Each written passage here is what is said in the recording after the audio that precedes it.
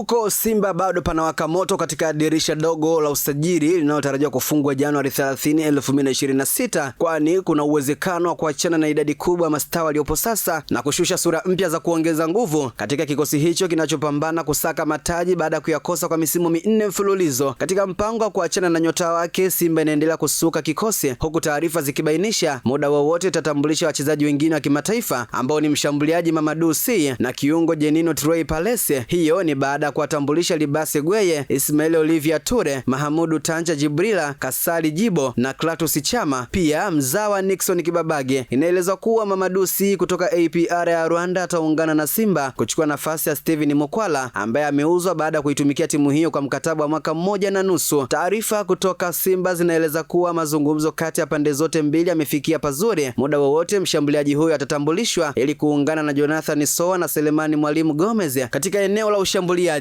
Kwa mujibu wa chanzo hicho, benchi la ufundi lilikuwa likitafuta mshambuliaji aliye na uwezo wa kucheza kama namba 9 wa asili, mwenye nguvu, kasi na uwezo wa kumalizia nafasi, sifa ambazo zinaonekana kwa Sy. Nikinukuu chanzo hicho kimesema, kwa sasa hasa kwenye ligi tuna mshambuliaji mmoja ambaye ni Gomez, kwani Soa anatumikia adhabu ya kufungiwa mechi 5, tayari kakosekana moja, hivyo tunahitaji mshambuliaji mwingine haraka na tunaamini mazingira ya ligi kuu Tanzania na ushindani wa ndani ya kikosi vitamsaidia mshambuliaji huyo kuonesha uwezo wake halisi. Mwisho kunukuu. Mbali na taarifa za kuuzwa Steven Mukwala aliyejiunga na Al Nassr ya Libya, huko kinara wa mabao wa ligi kuu msimu uliopita Jean Jale Ahoua naye akitua CR Belouizdad ya Algeria, viongozi wa Simba wanafanya vikao vya kuona ni namna gani wanaweza kuachana na nyota wengine wanaoona huduma zao haziwezi kuwasaidia tena. Taarifa mpya zilizopo ni kwamba baada ya kuumia kwa kiungo mshambuliaji Mohamed Bajabere katika mechi ambayo Simba ilitoka sare ya bao 1-1 dhidi ya Mtibwa Sugar, tayari viongozi wameanza kuangalia uwezekano wa kuachana naye. Nikinukuu chanzo hicho kimesema, ilikuwa aachwe mapema, lakini baada ya kuonyesha kiwango kikubwa na akafunga bao moja kati ya ushindi wa mabao 3-0 dhidi ya Mbeya City, ni kama kajitonesha tena hivi karibuni tulipocheza na Mtibwa. Ingawa kocha anataka apewe muda, ila viongozi wanaona waangalie namna ya kuachana naye. Nikinukuu mtazamo wa kocha mkuu wa Simba Steve Becker, amesema tunahitaji kuhakikisha timu iko katika hali bora zaidi kwa mechi za kimataifa. Hatuwezi kuruhusu kucheza kama tulivyocheza dhidi ya Mtibwa Sugar. Kila kitu ni mchakato, kazi inaendelea. Wachezaji wapya wanapaswa kuchukua nafasi kikamilifu. Hii ni nafasi ya kuonesha uwezo na nina imani kuwa katika siku chache zijazo tutakuwa na timu yenye nguvu. Napambana kupata ambacho kitawapa furaha mashabiki wa Simba ili wajivunie timu yao. Huu ni wakati wa kuunganisha nguvu pamoja ili kutimiza malengo.